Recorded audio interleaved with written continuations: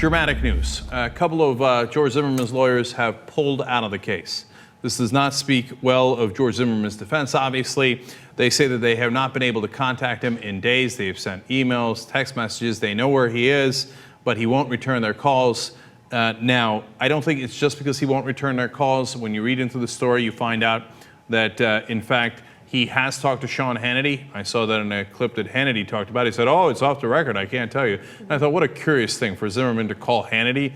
And it turns out he's not even calling his own defense attorneys. He set up his own website without consulting with his attorneys, apparently. That's the one where he put up the picture of the racist graffiti at a university saying, "Long live Zimmerman." And then he had to take it off. He is apparently called even prosecutors, and they think he's erratic. They don't know what he's doing. But my sense of it, Anna, is that they're frustrated with the case.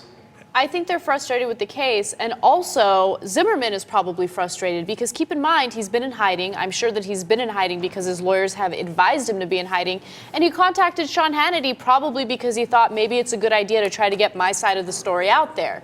Right now, his lawyers have tried to get his side of the story out there, but he's isolated right now. He's probably listening to everything that's being said about him, and he's dying to share his point of view.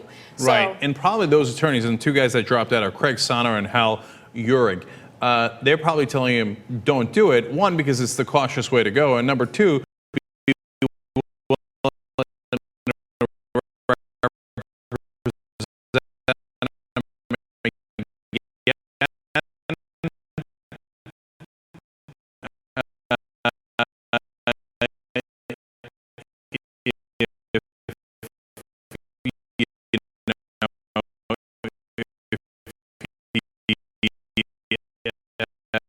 gets in touch with him.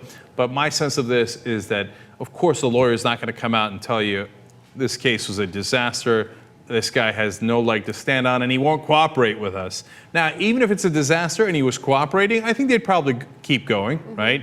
And obviously, since we don't know the internal story, it's a little bit of a speculation here. But what I do know is the lawyer doesn't say, all right, I made a couple of calls, and he won't return my calls. So, screw it. After 2 days of trying, I'm going to give up on the case. Right. No way. So there's a lot more to that story, and they're hinting at it with all this stuff about how he's doing stuff on his own without checking with them, etc. It obviously means that this has been building up for a long time. His lawyers are definitely frustrated with him. And for lawyers in this high-profile a case to drop out at this juncture, that's a big, big move, and there's no way they'd do that unless they thought, this Zimmerman guy is, off his rocker, or for whatever reason, they can't work with him. And that's a drastic move. So now Zimmerman's got to go find new attorneys and see if he can cobble together a case with them.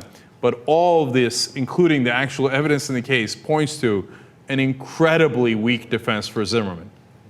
And this whole idea that Trayvon attacked him and was on top of him when he shot him makes no sense, because of all the eyewitnesses, plus the fact that I've been pointing out throughout, which is that Zimmerman has no blood on him.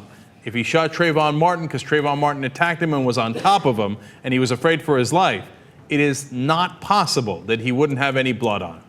So the lawyers have pulled the chute, and Zimmerman's, for the moment being, all alone on this.